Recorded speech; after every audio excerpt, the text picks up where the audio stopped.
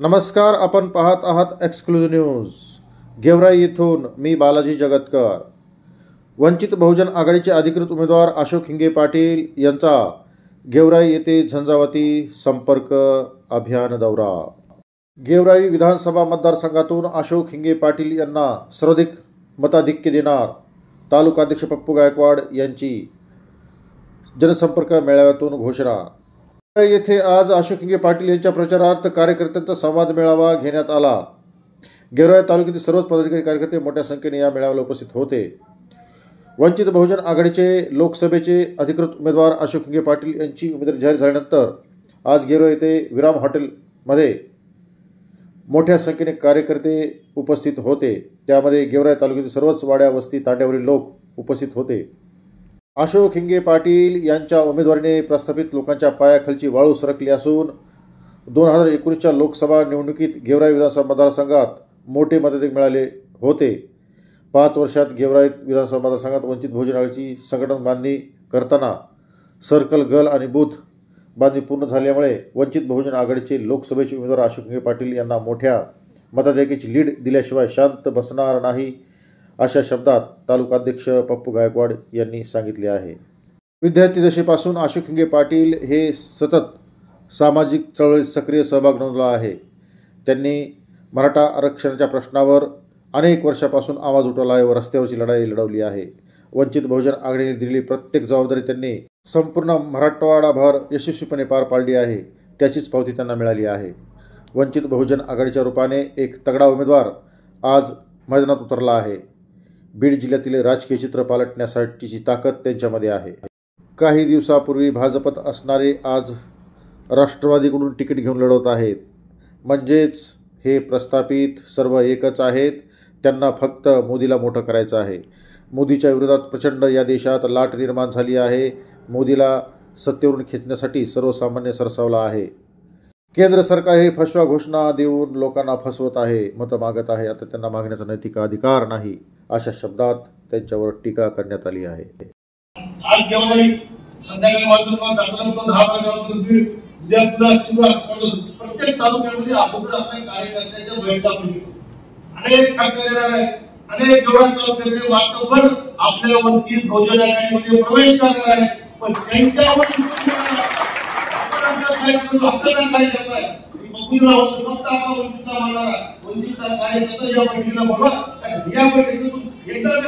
पेटला, एक कार्यकर्त्याने 100 मतं केले. 100 मतं 100 मतं कसं करायचं तुम्हाला? या पद्धतीने भारतीय जनता पार्टी आरएसएसचा कार्यकर्ता गावात एका माणसानं फक्त त्या ठिकाणी 10 मतं काँग्रेसच्या विरोधात पाळून दिली. अशा प्रकारची चळवळ त्या राष्ट्रीय समस्या लागली. अशा पद्धतीने आपल्या कार्यकर्त्यांनी चळवळ नाही पाहिजे. कोण वंचित जास्त होते राहिलं दादा उभीसुद्धा प्रश्न मराठा आरक्षणामध्ये तुम्हाला काही सांगितलं 30 वर्षापासून. हेही तुम्ही आम्हाला सांगा की बाळासाहेब आंबेडकरांनी मराठा आरक्षणाला पाठिंबा दिला होता. काही मराठा आरक्षण मिळालं पाहिजे ही बाळासाहेबांची भूमिका होती आणि त्या भूमिकेवर आमचा उमेदवार हा 30 वर्षापासून लढतोय. म्हणून बाळासाहेब आंबेडकरांनी आमच्या हिंगे पाटलाला उमेदवारी दिली. ते सांगण्याचं सुद्धा त्यांची घरे तुमच्यामध्ये असलं पाहिजे. समज ओबीसीमध्ये 500 ओबीसीला लागतच नाही. पण ज्यावेळेस राजकीय आरक्षण ओबीसीला का नाही केलं त्यावेळेस बाळासाहेब आंबेडकरांसोबत त्या मंत्रालयामध्ये सुद्धा पायाला मारला चुकल तुटली की दादो सगळ्या ठिकाणी गाडी काही वाजवत कोसळले ही सुद्धा आम्ही साक्षीदार सुद्धा व्हिडिओ आपल्याकडे आहे. या समाजाला प्रश्न निर्माण झाला. एनआरसीसीमध्ये शाहीनबाग आंदोलन सुरू झालं. अख्ख्या बीड जिल्ह्यामध्ये शाहीनबाग आंदोलन तयार करण्याची भूमिका गावागावामध्ये तालुक्यामध्ये जाऊन शाहीनबाग आंदोलन आपल्या मुस्लिम बांधवांना पाठिंबा देण्याचे काम मी आणि गोपाळ यांनी केलेलं आहे. हे कोणी दाखवू शकणार येणाऱ्या काळामध्ये आमचा उमेदवार कसा सक्षम आहे.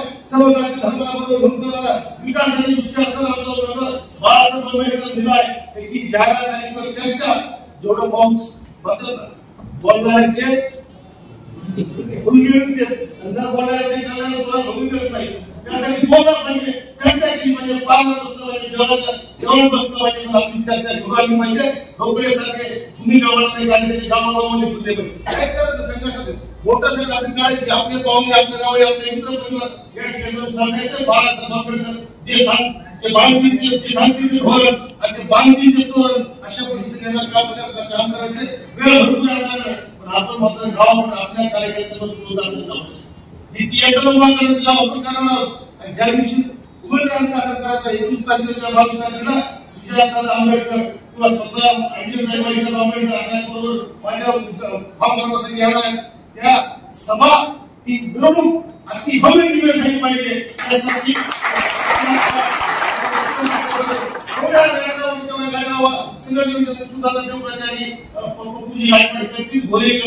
म्हणून असं सांगतात किती गाड्या पाहिजे काय तुमच्या गावाची गाडी असली काय म्हणजे गाडीला माणसं भरवायला पाहिजे कमीत कमी 25-30 लाख लोकांचं उमेदवारी अर्ज आपण केलं पाहिजे पहिले फर्स्ट इम्प्रेशन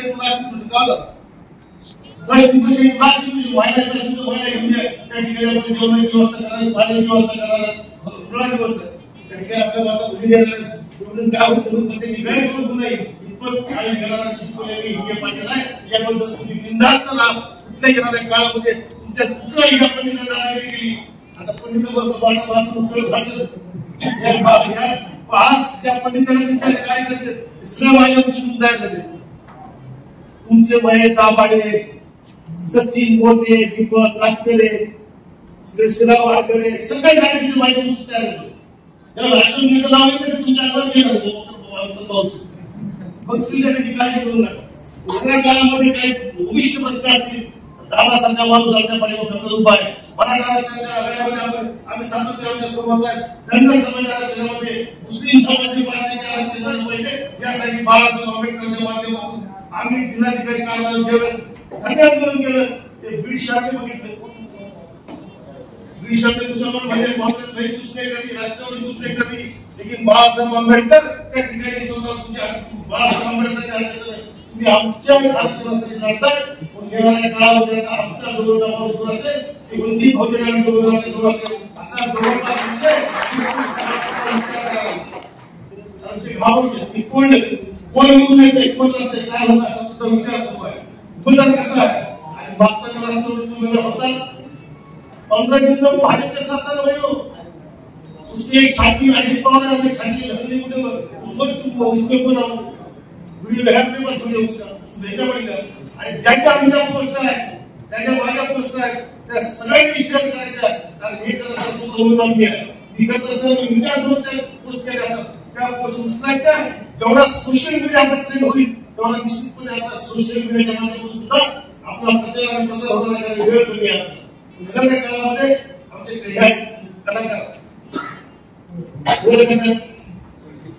निश्चितपणे आपण कसं फंड वापरतो वापरा पण आपला पक्षाचा भोजनाचा प्रसार झाला पाहिजे आम्ही कुठल्याही कष्ट करण्यासाठी पाण्याच्या 2 वाजता गावामध्ये आम्ही जिथं जरा शिकवलं तिथं होईल एकटा उमेदवार 300 गावात जाऊ शकत नाही बी उमेदवार कुठे करायला पाहिजे बाळासाहेब आंबेडकर यांचा आहे उद्या असेल लोकसभा उमेदवार राष्ट्रपती यांचा आहे असं स्वतः समजून तुम्ही जर प्रचार केला येणार ही अत्यंत ही आवडणारा काहीच नाही लोक बघताय तुम्ही काय करतात काय लोक विचार बसलेला आहे आपल्या मोठे काढले लाभ होत आहे त्याच्यानंतर लोक विचार करायला की नाही लोक विचार करत आपल्याला बाहेर निघलं सही भूमिका सगळ्यांना राष्ट्रपती कार्यकर्त्याला माहिती पण आपण तर सातत्याने बोललो पाहिजे त्याच्यावरती आरोप केला आपण शिक्षित गेलो पाहिजे जास्त वेळ बोलत नाही आता माझा जिल्हा भारत तालुका कार्यकर्ते मतदारसंघाचे कार्यकर्ते जास्त बोलत नाही पण आपण या ठिकाणी अत्यंत कमी वेळामध्ये गोपू गायकवाड किशोर बोले सर्व टीमने अत्यंत चांगली व्यवस्था केली सर्व सेगमेंट असतील